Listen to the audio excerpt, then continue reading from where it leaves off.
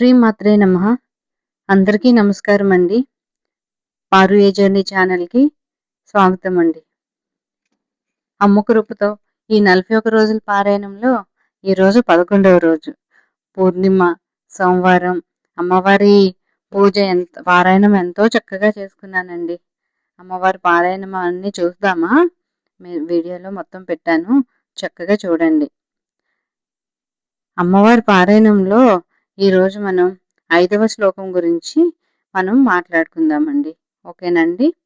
So అమ్మవారిది శ్లోకం గురించి మాట్లాడుకుంటూ అమ్మని చక్కగా ధ్యానించుకుందాం. అమ్మ పారాయణం మొదలు పెట్టే ముందు అమ్మది ధ్యాన శ్లోకంతో మనం మొదలు పెడదాం. అమ్మ శ్రీమాత శ్రీ మహారాజ్ఞి. అమ్మ ధ్యాన శ్లోకం కూడా మీకు చెప్పాను కదండి. ధ్యానం సింధూరారుణ విగ్రహం త్రినయనాం మాణిక్యమౌళి స్ఫురత్తారా నాయక శేఖరాం స్మితముఖీ మహాపీన వక్షోరుభ్యాం భానిభ్యామలిపూర్ణరత్న చషకం రక్తోత్పలం బిభ్రతీం సౌమ్యాం రత్నఘటస్థ రక్తచరణాం ధ్యాయేత్ పరామాంబికాం.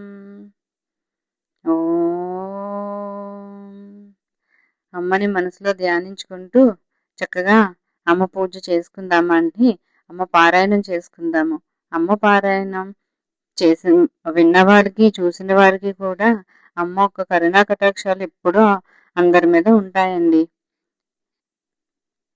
అమ్మది పారాయణం చక్కగా ఎంతో సులభంగా అమ్మ మీద ప్రేమతో అమ్మ చిరునవ్వులు చూస్తూ చక్కగా పారాయణం చేసుకుంటే మన జీవితాలు కూడా సుఖ సంతోషాలతో చిరునవ్వులతో ఎప్పుడు చక్కగా చల్లగా ఉంటామండి. అమ్మవారి పారాయణం చేసుకోవడానికి నేను ఇలా చక్కగా పూజా సామాన్లన్నీ క్లీన్ చేసుకొని పానకము, పాలు, తాంబూలము, పువ్వులు అన్నీ చక్కగా ఇలాగే రెడీ చేసుకొని ఒత్తులు గట్ట వేసుకొని అన్నీ పెట్టుకొని రెడీగా ఉంచుకుంటానండి.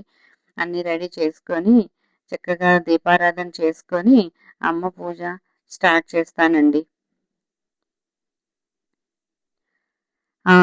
ఈరోజు అమ్మవారి పూజతో పాటు మనం 5వ శ్లోకమైన అష్టమి చంద్ర విభ్రాజ దళిక స్థల శోభిత ముఖ చంద్ర కలంకాభా మృగనాభి విశేషక శ్లోకం గురించి కూడా చక్కగా అర్థము, ప్రయోజనము, అమ్మ గురించి ఏంటి ఈ శ్లోకంలో వివరించారన్నది మనం తెలుసుకుందామండి. మళ్ళీ ఇదొక్కసారి ఈ 4 రోజుల ముందు నుంచి నాలుగు శ్లోకాలు నేర్పించాను కదండి. మీరందరూ వాటి అర్థాలు కూడా తెలుసుకున్నారు కదా.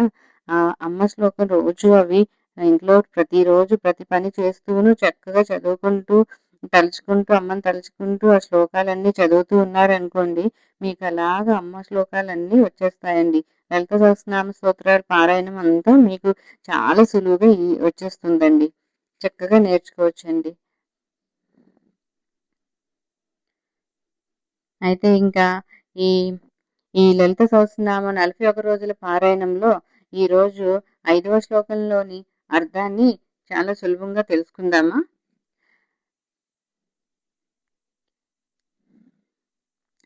అష్టమి చంద్ర విభ్రాజ దళిక స్థల శోభిత ముఖ చంద్ర కలంకాభా మృగనాభి విశేషక. అష్టమి చంద్ర విభ్రాజ దళిక స్థల శోభిత ముఖ చంద్ర కలంకాభా మృగనాభి విశేషక. అర్థం: ఈ శ్లోకంలో అమ్మవారి నుదురు మరియు ముఖ సౌందర్యాన్ని వర్ణిస్తున్నారు. అమ్మవారి సౌందర్యాన్ని మనం వర్ణించగలమా అండి? అయినా ఈ శ్లోకం యొక్క అర్థాన్ని ఏ విధంగా మనకి వివరించారో తెలుసుకుందాం. అష్టమి చంద్ర విభ్రాజ దళిక స్థల శోభిత. శుక్లపక్ష అష్టమి నాటి చంద్రునిలా ప్రకాశించే అందమైన నుదురు కలిగిన అమ్మవారు. అమ్మవారు ఎలా ప్రకాశిస్తున్నారంట? శుక్లపక్షం రోజు అష్టమి నాటి చంద్రుడు ఎలా అయితే ప్రకాశిస్తారో అందంగా, అంత అందమైన నుదురు అమ్మవారు కలిగి ఉన్నారంట. ముఖ చంద్ర కలంకాభా మృగనాభి విశేషక. ఆమె చంద్రునిలా ప్రకాశించే ముఖంపై ఉన్న కస్తూరి తిలకం చంద్రునిలో కనిపించే మచ్చలా ఎంతో అందంగా అలంకరించి ఉందంట.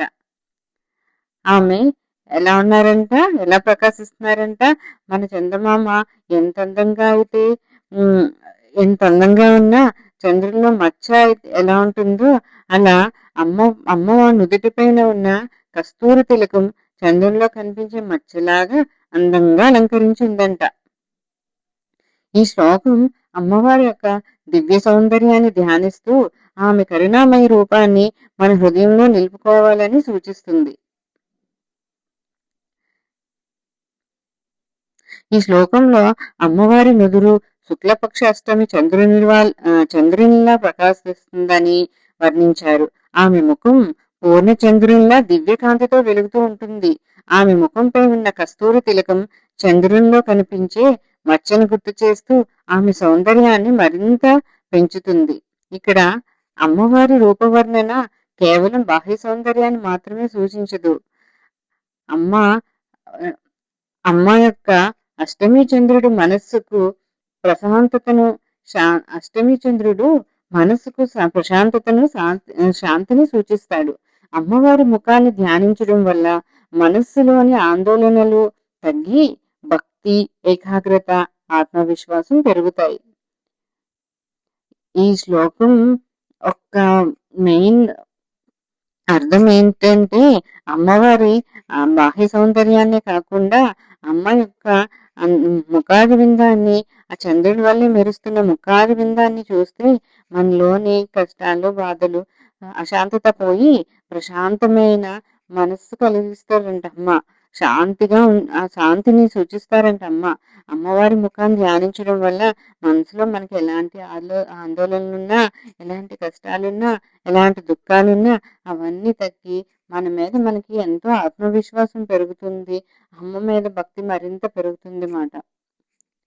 అమ్మవారి కరుణాకటాక్షం ఎల్లప్పుడూ మనపై ఉండాలని ప్రార్థిస్తూ ప్రతిరోజు భక్తితో లలిత సహస్రనామ పారాయణం ప్రతి ఒక్కరూ చేయండి. అమ్మ పారాయణం చేసుకుంటే అదృష్టము ఈ జన్మలో నాకు కలిగించినందుకు ఆ అమ్మకి జన్మ జన్మలకి రుణపడి ఉంటాను.